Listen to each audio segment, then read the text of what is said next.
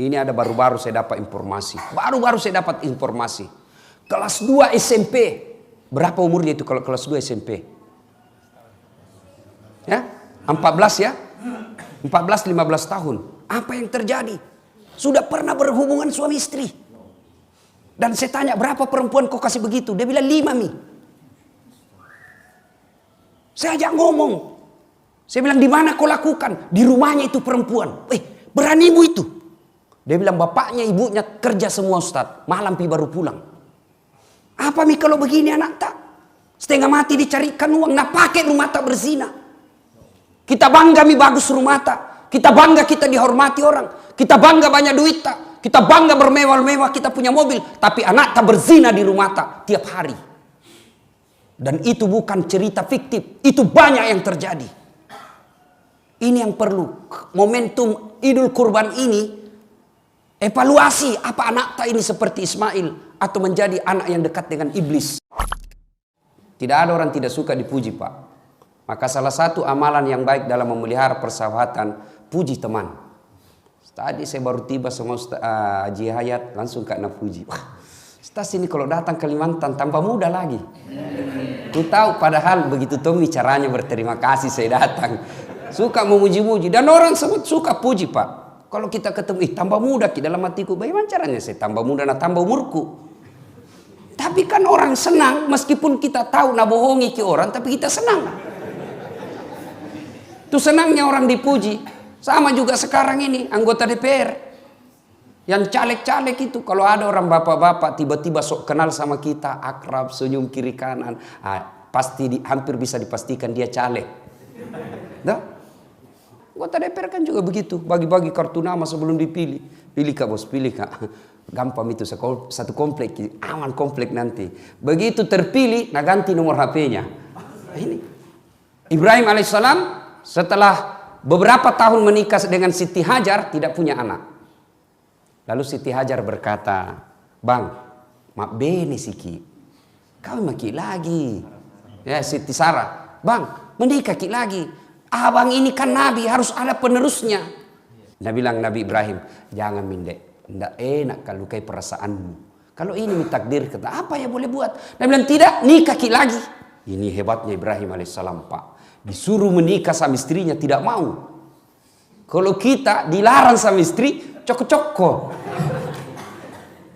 Beberapa saat kemudian Ibrahim, oke lah, kau desak saya terus, baiklah. Kalau begitu. Tapi Nabi bilang Siti Sarah, saya carikan kok. Nah, ini menunjukkan bahwa perempuan tidak ada yang ikhlas 100%. Kalau dia ikhlas, ini kama ki palek terserah mana kita suka. Tapi Siti Sarah berkata, saya carikan ki. Nah bilang Ibrahim alaihissalam, siapa Mi? Dia bilang, jangan aku jauh-jauh. Siapa? Itu mau pembantu Siti Hajar. Oke. Alhamdulillah menikah. Setelah menikah dengan Siti Hajar, Ibrahim alaihissalam, alhamdulillah hamil. Dan beberapa saat kemudian, Siti Hajar baru juga hamil. Nah, setelah dia suruh nikah istrinya, suaminya, baru hamil. Nah, kalau ada ibu-ibu mendengar ini, tidak punya anak sampai sekarang, bertahun-tahun tidak punya anak, coba terapinya ini Siti Hajar. Suruh kawin lagi suami tak. Siapa tahu dengan keikhlasan itu Allah kabulkan doa tak sehingga bisa juga hamil. Tidak ada mustahil kalau Allah yang mau. Bukan dokter ahli kandungan yang tentukan, tapi Allah. Mudah-mudahan keikhlasan tak itu taat. Sudah mudah-mudahan Allah buka kita punya rezeki untuk punya anak. Ibu bapak saudara-saudara sekalian. Akhirnya Ibrahim alaihissalam dengan Siti Hajar lahir anaknya bernama Ismail. Inilah keturunan orang Islam. Kemudian Ibrahim alaihissalam dengan istrinya Siti Sarah lahir anaknya Ishak. Inilah keturunan orang Yahudi. Nah, kemudian beberapa saat setelah punya anak, Ibrahim alaihissalam tanggal 8 Zulhijjah. 8 Zulhijjah mimpi. Dalam mimpinya Allah tagih janjinya. Ibrahim, pernah kau dulu nasar toh? Kalau ada anakmu kau potong. Sekarang wujudkan janjimu, panasai. Wajah inderamu.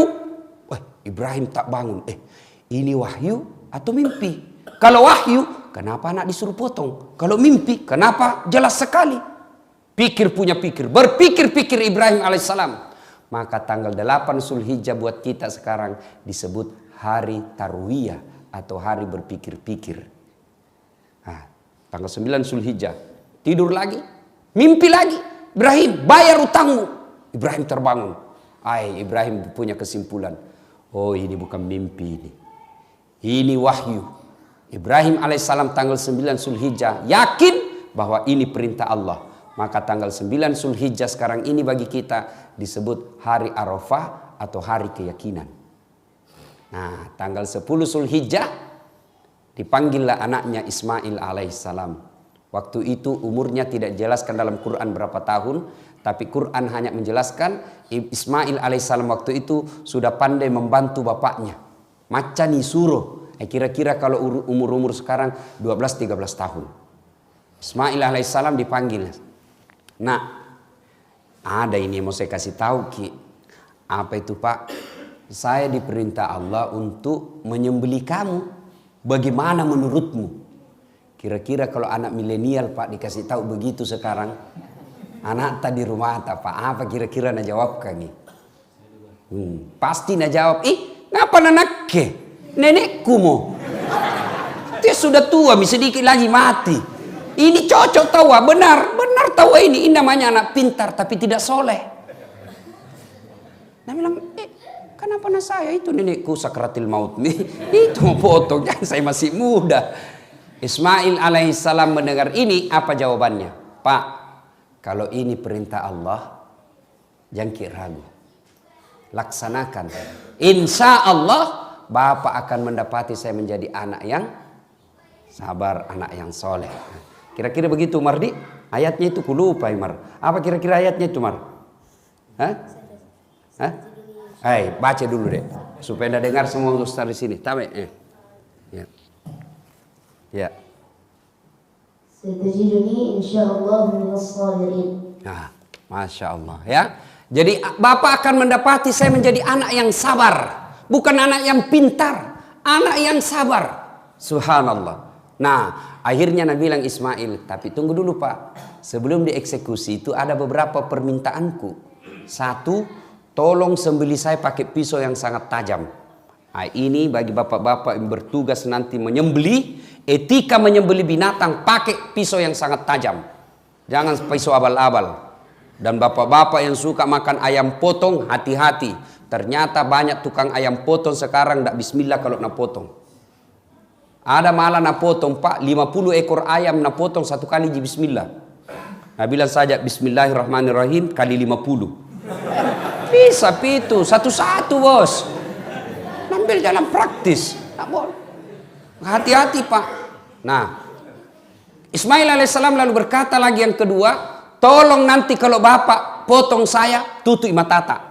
Pakai tutupi. Kenapa? Saya takut kalau Bapak tidak tutup, tidak tega Ki kalau kita lihat Kak.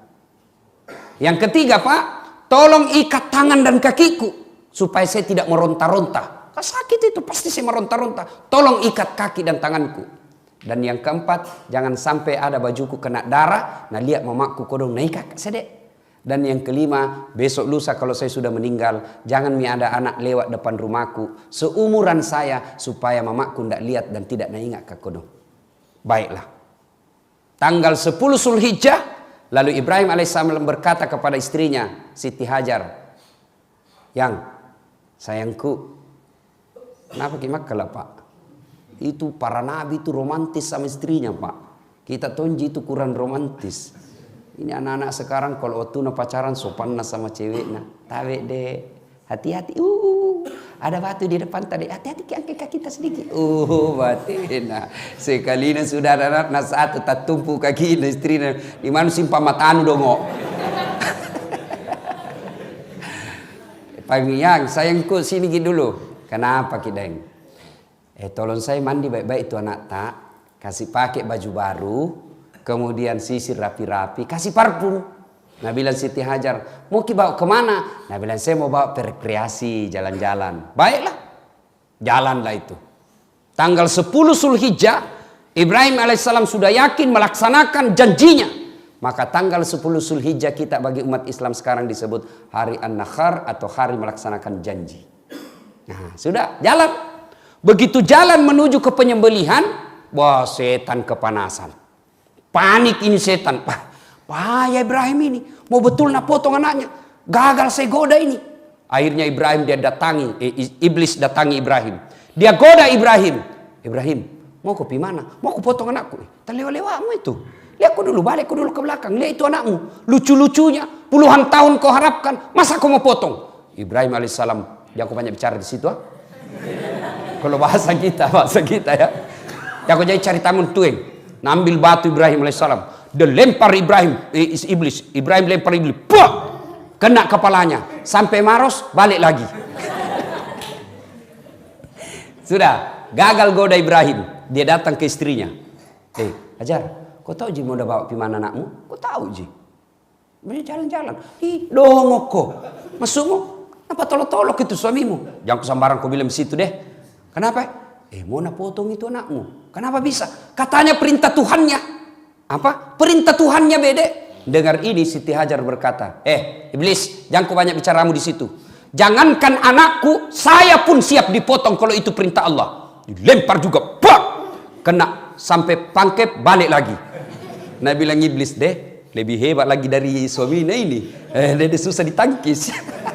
Dia bilang jangankan anakku, saya juga siap dipotong kalau itu perintah Allah. Gagal, tidak, iblis tidak putus asa. Nah datangi lagi Ismail lagi nagoda. Mas bro, anak-anak gaul tuh ada udah urusan tuh. Sini dulu. Apa cikali? Kau tahu mau kenapa mana bapakmu? Jalan-jalan. Toloko. Napa toloko itu? Sambarang mana ada orang tua patol-tol anaknya. Mau kau nak potong? Kenapa bisa? Bisa itu bapakku potong nggak? Dia bilang katanya perintah Tuhanmu. Kalau ini perintah Allah, jangan kau banyak bicara di situ. Ambil juga batu dan lempar kena mata kanannya, pico. Apakah bahasa Indonesia itu pico? Itu picak apa? Rusak matanya sebelah kanan, kena kepalanya, lari iblis. Ini yang diabadikan kita dan umat Islam menjadi ritual pelaksanaan ibadah haji, yaitu melempar 3 jumroh. Jumroh Aqabah, Ula, Usta. Setan besar, tengah, kecil. Ada beda ini cerita, tidak tahu benar atau tidak. Jamaah haji Indonesia pergi melempar. Nah lihat itu dinding mau lempar. Nah bilang, ini setan patol-tolo selama ini. Iya ini patol-tolo terus kayak ini. Nah ambil batu, nah lempar. Nah bismillah, Allahu Akbar. Pas nah lempar, kembali itu batu. Hampir nak kena kepalanya. Nah ambil itu batu, ada tulisannya. Sesama setan dilarang saling melempar. Dia bilang, kok dah lah di Indonesia temangki, di sini nu lempar kak. Saudara-saudara sekalian, akhirnya iblis pergi. Nah, Ibrahim alaihissalam sudah baringkan anaknya. Lalu dibaringkanlah, dirapatkan di pipinya di tanah. Ibrahim alaihissalam sudah dia tutup matanya, kemudian mulailah dia gorok lehernya anaknya. Nah, ini tempatnya, wallahu alam benar atau tidak. Itu kalau kita pergi umrah atau haji, ya, setelah kita pulang wisata dari Arafah sampai di Mina, biasa itu ustadz atau mutawib tak, tour leader tak bilang, bapak-bapak di sebelah kiri setelah istana ada di atas bukit yang seperti pos-pos satpam. Disitulah tempatnya Ismail alaihissalam dipotong. Wallahu alam benar atau tidak. Yang belum ke sana saya doakan mudah-mudahan segera ke sana melalui Pak Hayat atau saya mau. Persaingan bebas Pak Hayat. Sudah ya, sudah sampailah. Nah, dibaringkan, mulailah digerek. Nah, ketika digerek tangan lehernya, tidak mempan. Nah, bilang anak tak, nah bilang Ismail, kamu main ki kapan pak? Tidak, ku keras ini. Nah bilang, barangkali tidak tajam pisau tak? Dia ambil pedangnya, dia hantamkan ke batu. Pecah. Nah bilang, batu keras pecah. Lehernya ini lembut, kok tidak dimakan? Lalu Nah bilang Ismail alaihissalam, tunggu, ulangi lagi pak, ulangi lagi. Ibrahim sudah mau potong kedua kalinya. Dia bilang, tunggu dulu pak. Ismail alaihissalam bilang, tunggu dulu pak. Apa lagi nak? Lepaskan ikatan kaki dan tanganku. Jangan diikat kak. Kenapa? Kalau saya diikat seperti ini, nanti Allah menilai saya tidak ikhlas. Lepaskan saya supaya saya kelihatan ikhlas melaksanakan perintah ini. Baiklah nak, dilepaslah. Dipotong kedua kalinya, tidak mempan juga. Lalu pada saat Ibrahim alaihissalam dia gerek anaknya, Allah kumpulkan seluruh malaikat. Malaikatku, sini kau, lihat kau semua ini manusia. Yang waktu saya ciptakan Adam, kalian memprotes saya. Kalian berpikir kalau manusia kau angkat menjadi khalifah di dunia ini, hancur mereka, menghancurkan saja dunia. Lihat mako, karena cintanya kepada perintahku, ingin mewujudkan cintanya kepada Allah, dia sembeli anaknya yang satu-satunya. Potong. Kemudian pada saat itu kekaguman malaikat Jibril, lalu berkata malaikat Jibril, Allahu Akbar, Allahu Akbar, Allahu Akbar. Disambung oleh Ibrahim alaihissalam, La ilaha illallah, huwallahu akbar. Lalu Ismail alaihissalam menjawabnya dengan kalimat, Allahu Akbar, walillahil hamd. Ini kalimat kalau kita lebaran sekarang, Allahu Akbar, Allahu Akbar, Allahu Akbar, La ilaha illallah, huwallahu akbar, Allahu Akbar, walillahil hamd. Inilah yang disunnahkan Rasulullah ketika kita dari rumah menuju ke tempat ibadah Idul Fitri atau Idul Kurban. Biasa kalau kita dari rumah ke masjid, Pak, takbir jaki, takbiran ki. Kalau anak-anak milenial sekarang tidak takbir, Pak, update status. Mulai nak pakai kudungnya, mulai nak pakai bajunya, update status update status. Siap-siap Idul Fitri. Di jalan foto selfie. OTW masjid.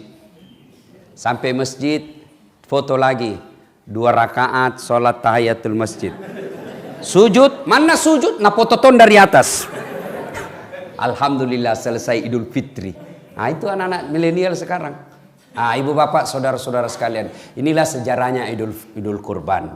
Nah, apa kira-kira hikmah yang ingin kita ambil dari kisah ini? Ini yang penting. Sejarah ini insya Allah kita sudah tahu mengerti maki. Nah, sekarang apa pelajaran yang kita ingin ambil? 1, percayalah ketika kita ingin melakukan kebaikan, iblis pasti kepanasan. Setiap kita mau melakukan kebaikan, iblis pasti berupaya menggoda kita. Bukan cuma sekali kita dia goda, berkali-kali, dan tidak akan berhenti sebelum berhasil. Salah satu definisi iblis itu berupaya menggoda kita sampai berhasil. Jadi iblis itu tidak akan berhenti sebelum dia berhasil menyesatkan kita. Contoh, hayya 'alas shalah. Nah, bangun ki, nagoda ki iblis dulu. Sebentar pi, masih ada waktu ini 10 menit baru kamat. Anggaplah bapak berhasil. Bangun, jangan pikir setan berhenti di situ. Nagoda ki lagi, apa nabisik ki? Dingin, wudhu ke subuh tuh, dingin. Akhirnya apa? Wudhu kita tidak sempurna, buru-buru kita. Percayalah ketika wudhu kita batal, maka tidak sah kita punya sholat. Nagoda ki, anggaplah wudhu sangat bagus. Nagoda ki itu langsung bunyi handphone tak. Bunyi handphone, langsung bunyi, kita wudhu sambil terima handphone. Yo, sebentar pi, di mana ki warung kopi sebentar? Yo sama makin nanti, tunggu mana? Coba wudhu. Sah wudhu kita, tapi dia berupaya untuk tidak menyempurnakan. Kenapa? Supaya kurang pahala tak. Anggaplah kita berhasil wudhu dengan baik. Nagoda ki lagi sampai di masjid. Nah lihat timer, hampir mikomat. Dah cukup itu 3 menit. Duduk mako, jam mako salah doa tahiyat. Dia goda terus kita. Anggaplah kita berhasil sholat dengan baik. Setan putus asa, tidak. Nagoda ki lagi. Jam mako pakai surah pendek, Fatihah saja. Anggaplah kita berhasil baca Fatihah dengan baik, dengan surah pendek dengan baik. Gerakannya lagi nak ganggu iki. Sudah gerakan dengan baik. Jangan pikir setan mundur sampai di situ. Nagoda ki lagi, nabi ki. Tidak ada kalahku dalam masjid ini. Kau paling soleh, yang lain salah ngasing. Itu salah cara takbir itu. Salah caranya itu letakkan jari. Semua salah itu. Akhirnya dalam hati kita muncul ujub. Mau dibilang, mau diborro. Dia bilang, iya tahu. Saya paling soleh di sini. Masuk iblis. Auzubillah min dzalik. Nah, percayalah Bapak Ibu sekalian, termasuk sekarang Idul Kurban. Mau berkurban, iblis menggoda kita. Kambing 2 juta itu mahal. Bisa aku lagi kasih anakmu untuk bimbingan belajar. Setan masuk di situ. Bagaimana berupaya segala cara agar kita gagal. Makanya ketika iblis sudah menggoda kita, Allah kasih senjata. Senjatanya apa? Kalimat istighfar. Astaghfirullahaladzim wa atubu ilaihi. Ketika Nabi Isra Mi'raj, Nabi makin jauh, makin dekat, ada cahaya kayak api, makin dekat, maka Nabi melawannya dengan kalimat Astaghfirullahaladzim wa atubu ilaihi, la ilaha illa anta subhanaka inni kuntu minadz zalimin. Itu kita baca. Adik-adik di kampus lagi duduk-duduk, tiba-tiba lewat cewek cantik, tertiup angin rohnya, kelihatan betisnya. Seumur-umur tidak pernah lihat betis cewek. Putihnya. Apa diucapkan, Dek? Apa? Alhamdulillah. Subhanallah. Maha suci Allah yang telah menciptakan keindahan itu. Ternyata masih dilihat juga. Sudah berkedip mata, palingkan pandangan, lalu ucapkan astagfirullah. Itu kedipan mata batasnya itu rezeki. Kalau tidak disengaja, kalau sudah berkedip, palingkan pandangan. Jangan tahan pandangannya. Astagfirullah.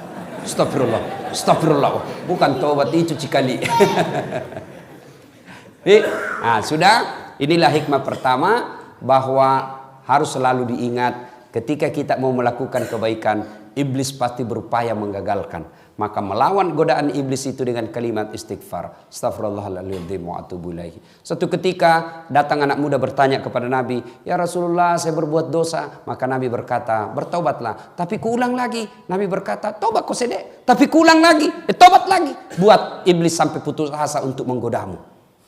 Nabi bilang lagi, ini anak muda, jadi dosaku jadi besar. Ketahuilah ampunan Allah jauh lebih besar daripada dosa-dosamu. Itu enaknya Tuhan tak. Berdosa ki, datang ki, bertobat. Bukan marah-marah itu Allah kalau kita datang bertobat. Malah Allah janji kita, innallaha yuhibbut tawwabina. Saya cinta kepada hambaku yang bertobat. Beda kita manusia. Bapak datang minta maaf sama saya. Barangkali saya maafkan kita, tapi masih ada syaratnya. Ustaz, maafkan Kak Di. Kenapa? Dulu waktu pilwali itu kita suruh Kak bikin baleho 10. Iya, 7 jiku bikin Ustaz. 3 hilang. Saya maafkan kok bos. Tapi jangan kau lagi lewat depan rumahku. Masih ada buntutnya Pak. Kalau Allah kita bertobat, datang banyak dosa, Allah janji kita, saya cinta kok. Innallaha yuhibbut tawwabina. Ibu bapak saudara-saudara sekalian, hikmah yang kedua dari kisah ini, bahwa ternyata aset yang paling berharga itu anak yang soleh. Coba, saya tadi dalam sholat, waduh sempat menetes air mata saya. Luar biasa, saya ingat orang tua saya dengan kejadian tadi. Pak Imam, Ustadz Ikhwan, langsung ada si Ananda Umar. Baru belum dilupa Umar, baru ada gejala-gejala. Langsung Umar masuk luruskan bacaan. Subhanallah. Pak, apa bapak tidak bangga punya anak seperti itu? Jangan kita terlalu bangga kalau bahasa Inggris dia anak tak pintar. Pak, jangan kita. Tahu jago itu anak Ustaz, masih SD pintar bahasa Inggris. Apa jago anak bahasa Inggris? Itu makin di Inggris, anak-anak di sana bahasa Inggris semua. Betul Kak? Dari kecil sampai pikun orang di sana bahasa Inggris semua. Nggak jago itu Pak. Banyak yang begitu. Kursus bahasa Inggris mulai dari kelas 4 tahun bahasa Inggris, 10 tahun masih bahasa Inggris. Jangan Kak, kalau berdoa juga nanti tidak jadi bilang, oh my God, please help me, my father. Talekang. Tidak begitu juga orang berdoa. Kenapa? Jangan makal anak muda, serius kayak ini bos. Alhamdulillah ibu bapak adik-adik sekalian ya. Saya langsung ingat orang tua saya. Masya Allah. Bapak saya itu kodon tidak pernah belajar agama. Ibu saya juga tidak pernah belajar agama. Sekolah pun tidak cukup. Hanya pandai membaca menulis. Apa yang membuat saya kadang-kala tersentuh. Apa kita tidak bangga Pak? Orang tua tak tanya ki agama lalu kita jelaskan. Nah tanya, yang kasih podang na ihe. Dek garek nawat di tempat tepak kuku kumeluk ki makaroba. Lalu kita jelaskan. Itulah bantuan kita kepada orang tua kita. Menunjukkan dia jalan yang lurus. Apa kita tidak bangga Pak? Punya anak ketika kita butuh pengetahuan agama. Dia hadir memberikan pengetahuan itu. Itu kekayaan tak paling berharga. Harta, emas, rumah, mobil. Tidak ada gunanya ketika kita sudah mati. Dan tidak bisa meluruskan iman kita itu. Malah bisa menyesatkan kita itu harta. Tapi anak yang soleh dan soleha Pak. Bangga maki Pak. InsyaAllah. Pak kita tidak bangga.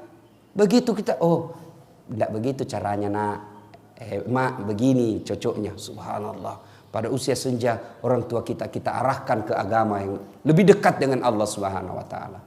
Nah, sekarang orang tua Hati-hati ki didik anak sekarang, Pak. Ya. Siapa yang didik anak tas sekarang? Handphone. Siapa yang didik anak tas sekarang? Warnet. Siapa yang didik anak kita sekarang? TV. Nauzubillah min zalik. Saya doa mudah-mudahan tidak begitu anak tak, Pak. Ini ada baru-baru saya dapat informasi. Baru-baru saya dapat informasi. Kelas 2 SMP. Berapa umurnya itu kalau kelas 2 SMP? Ya? 14 ya? 14-15 tahun. Apa yang terjadi? Sudah pernah berhubungan suami istri. Dan saya tanya, berapa perempuan kau kasih begitu? Dia bilang 5 Mi. Saya ajak ngomong. Saya bilang, di mana kau lakukan? Di rumahnya itu perempuan. Beranimu itu. Dia bilang, bapaknya ibunya kerja semua Ustaz. Malam baru pulang. Apa Mi kalau begini anak tak? Setengah mati dicarikan uang. Nah pakai rumah tak berzina. Kita bangga Mi bagus rumah tak. Kita bangga kita dihormati orang. Kita bangga banyak duit tak. Kita bangga bermewah-mewah kita punya mobil. Tapi anak tak berzina di rumah tak tiap hari. Dan itu bukan cerita fiktif. Itu banyak yang terjadi. Ini yang perlu. Momentum Idul Kurban ini. Evaluasi apa anak tak ini seperti Ismail. Atau menjadi anak yang dekat dengan iblis. Tak ada gunanya anak tak tinggi sekolahnya kalau dia jauh dari agama. Begitu kita masuk di kubur, siapa yang doakan kita? Masuk di kubur, siapa doakan kita? Saudara tak? Jangan makin harap. Tanya diri tak masing-masing. Pernah tak kita doakan adik tak dalam 24 jam? Pernah kita doakan saudara tak dalam 24 jam? Jarang. Saya saja nak minta tapi saudaraku baru saya doakan. Doakan kak dia? Ah iya gampang nih. Tapi ibu bapak lah yang selalu kita doakan setiap sholat ki. Orang tua tak ji. Nah kalau anak tak tidak tahu sholat, orang tua anak tak tidak pernah datang ke masjid berjamaah, anak tak tidak pernah kita dengar mengaji. Bayangan mi itu Pak, di kuburan nanti sengsara hidup tak. Ayo, jangan sampai anak tak. Kita ini orang tua kan kadang gagal wujud cintanya baik, sayang mau nyayangnya anaknya bagus, tapi aplikasinya yang salah. Semangat cintanya kepada anak bagus, tapi cara cintanya itu yang salah. Dibelikan HP-nya smartphone. Itu bapak kalau belikan mi anak tas smartphone, lalu dia punya data. Oke tidak ada datanya, tapi dia punya wifi. Dia dapat internet gratis. Saya ini dosen komunikasi. Banyak meneliti soal media. Dan itu amanah tak di mana dapat itu Pak? Di mana dia dapat informasi porno-porno? Dari handphonenya. Coba maki. Suruh mi tulis di situ. Anak-anak kita pakai smartphone. Nah tulis saja itu di mesin pencari. Film porno. Indonesia blokir. Tapi ada lagi mesin yang bisa membebaskan blokir itu. Akhirnya apa? Pencariannya lari dulu ke Singapura. Tidak diblokir. Dia bisa buka. Dan keluarlah itu ratusan informasi tentang porno. Kalau kita dulu kecil Pak, jangankan film. Gambar saja tidak bisa didapat. Akhirnya apa? Kita tidak pernah pikiran yang jorok-jorok. Sudah itu tiap malam diterpa otaknya dengan pikiran-pikiran porno. Sudah itu malam anak tak kita kira jago ki. Satu anak satu kamar. Kita rusak itu anak tak. Kita dulu zaman kecil satu kamar 3 ki bersaudara di dalam. Akhirnya apa? Kita punya kekerabatan persaudaraan kencang. Kita punya persaudaraan kuat. Kenapa? Kita sama tidur. Sekarang satu anak satu kamar, satu anak satu TV. Tidak pernah ketemu, pulang rumahnya, pulang sekolah, masuk kamarnya masing-masing. Memegang HP-nya, mulai mima video call. Hati-hati Pak, ada namanya sekarang video call. Ya kak beda bibir tak dek, ini nih kak. Kasih turun-turun sedikit, ya sedikit lagi dek, buka-buka sedikit. Apa? Tiap malam dia begitu. Tiap malam, akhirnya apa? Ketemu nanti, nah praktek nih. Itu yang merusak anak-anak kita. Maka Bapak, pengajian kali ini, hati-hati Pak. Jangan makin kasih smartphone anak tak. Masuk lagi Pak.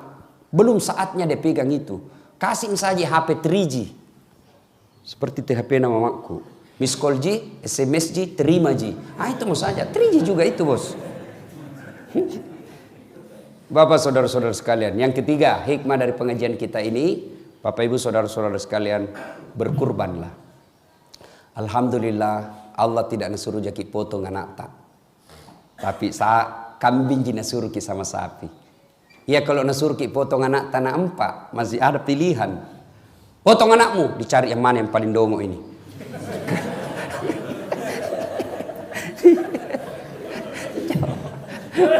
Tapi alhamdulillah Allah cuma minta kita ya diminta jaki kambing, maka berkurbanlah.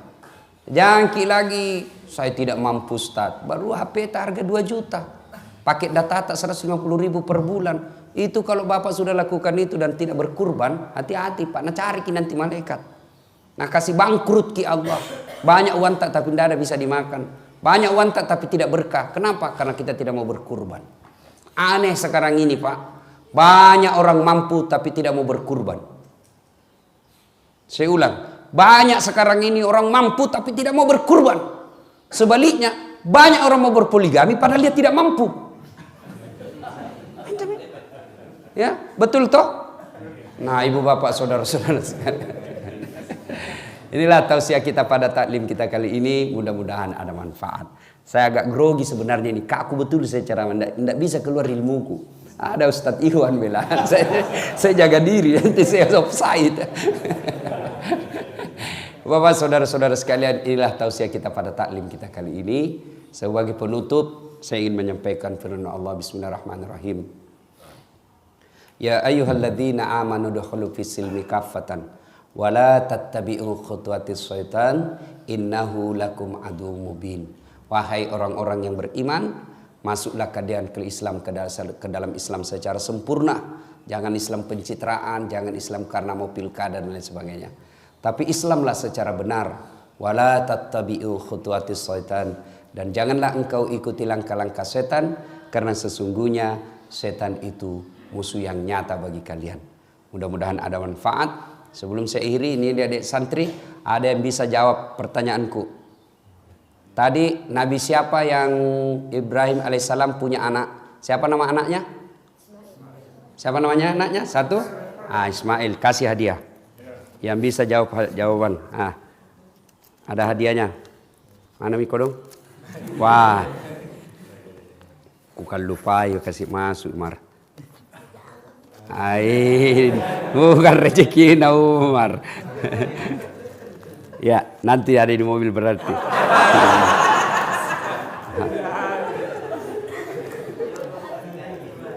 Sudah dijanji tawa. Uang Malaysia mau ku kasih Umar. Ya, ambil ya, rezeki. Uang Malaysia, mudah-mudahan bisa pergi Malaysia Umar. Ya, Bapak saudara-saudara sekalian, inilah tausiah kita, mudah-mudahan ada manfaat. Satu lagi. Apa hikmah dari pengajian tadi ini? Ada 3 dek. Ini yang hafal-hafal. Ada 3 apa? Ada yang tahu? Satu mau sebut. Siapa? Siapa? Ayo. Ada lagi? Siapa? Ya. Pak. Menjadi anak soleh ya, dapat hadiah juga. Nah hadiahnya.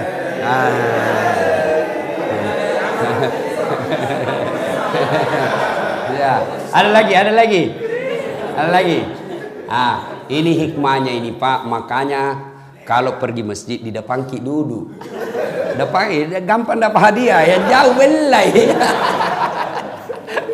Itulah hikmahnya orang di depan itu banyak pahalanya. Ya Bapak saudara-saudara sekalian, inilah tausiah kita, mudah-mudahan ada manfaat. Lebih dan kurangnya mohon dimaafkan. Nun wal kalami masrun billahi fi sabilil haq. Assalamualaikum warahmatullahi wabarakatuh.